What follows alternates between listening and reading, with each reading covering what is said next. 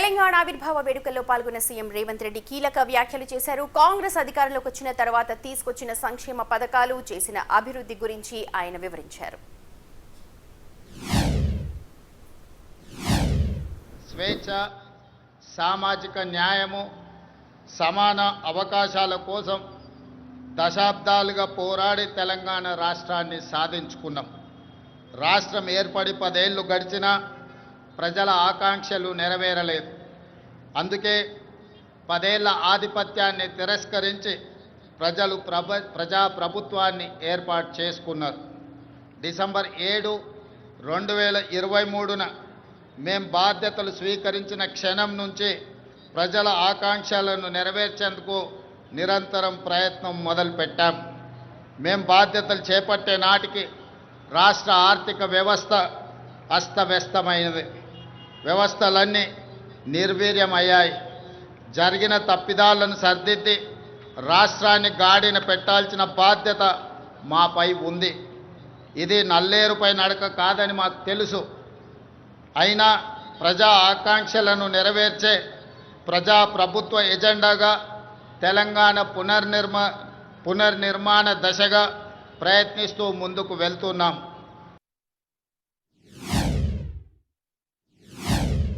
ఈనాడు తెలంగాణ సమాజం రాణి రుద్రమ్మను, సమ్మక్క సారలమ్మను, చాకలి ఐలమ్మను, మల్లు స్వరాజ్యాన్ని ఆదర్శంగా తీసుకొని ఈ మహిళల అభివృద్ధి కోసం తెలంగాణ ప్రజాప్రభుత్వం ప్రయత్నం చేస్తున్నది. అందుకే 1 కోటి మంది ఆడబిడ్డలను కోటీశ్వరులుగా చేయాలనే ఉక్కు సంకల్పంతో ప్రజాప్రభుత్వం ముందుకు వెళ్తున్నది.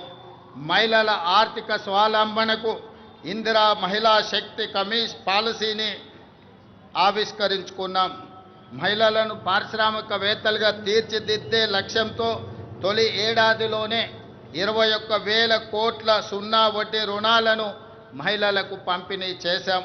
పాఠశాలల్లో మౌలిక వసతులను కల్పించేందుకు పనులను అమ్మ ఆదర్శ కమిటీలకు అప్పజెప్పాం.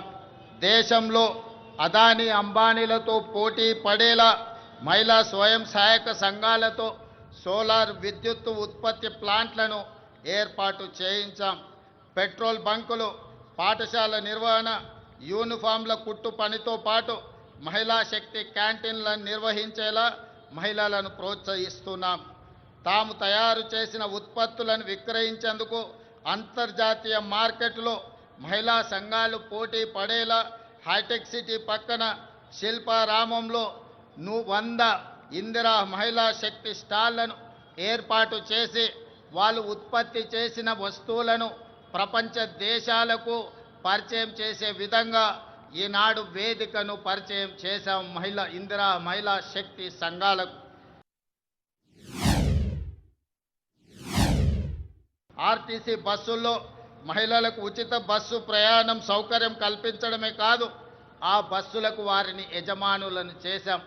ఈనాడు ఆర్టీసీ ప్రైవేటులో ఏదైతే వ్యాపార సంస్థల నుంచి ఒప్పందాలు చేసుకొని బస్సుల నిర్వహణను ఏర్పాటు చేస్తున్నారో ఆ బస్సులను మహిళా సంఘాలతో కొనుగోలు చేయించి ఇప్పటికే 150 బస్సులను ఇవ్వడం జరిగింది.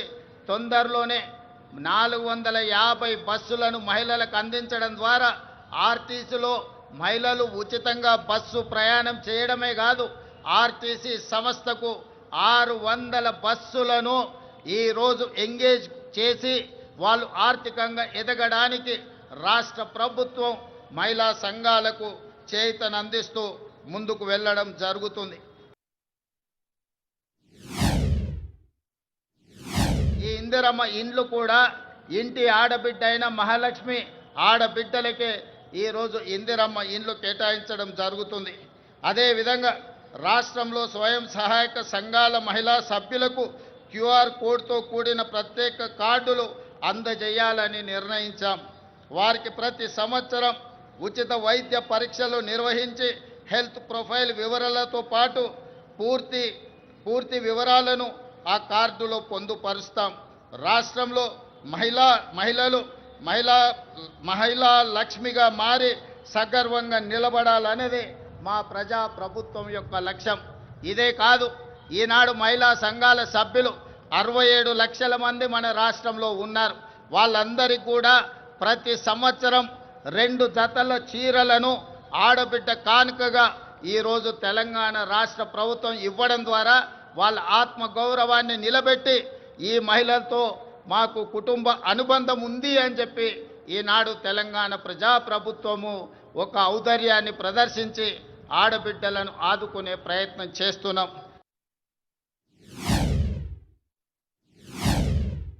మిత్రులారా, రాష్ట్రానికి రైతే వెన్నెముక.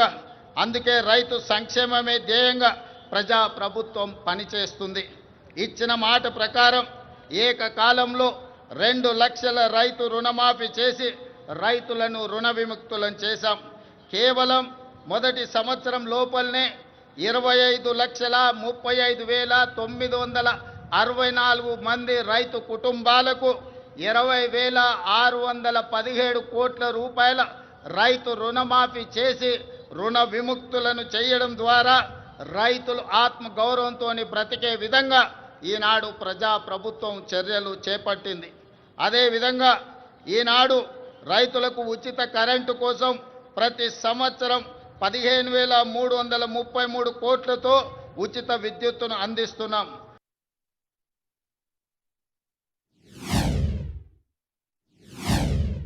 రైతు భరోసా పథకం కింద రైతులకు పెట్టుబడి సాయాన్ని ఎకరాకు 12,000 ప్రతి సంవత్సరానికి పెంచడం జరిగింది.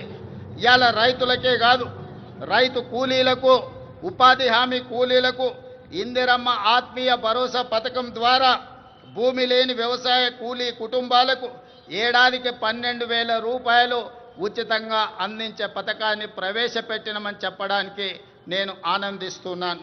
అదేవిధంగా వరి ధాన్యానికి మద్దతు ధరతో పాటు సన్న వడ్లకు 500 రూపాయల బోనస్ ఈరోజు చెల్లిస్తున్నాం. దీనివల్ల రైతులకు అదనపు ఆదాయం లభించడమే కాకుండా రాష్ట్రంలో సన్న ధాన్యం దిగుబడి భారీగా పెరిగింది.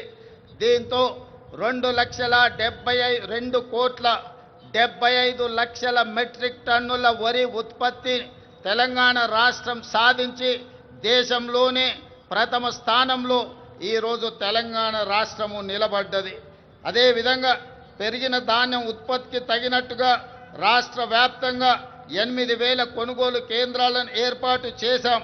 రైతులు పండించిన ప్రతి గింజను ప్రభుత్వం కొనుగోలు చేసి రైతులు దళారుల బారిన పడకుండా కాపాడడం జరుగుతున్నది.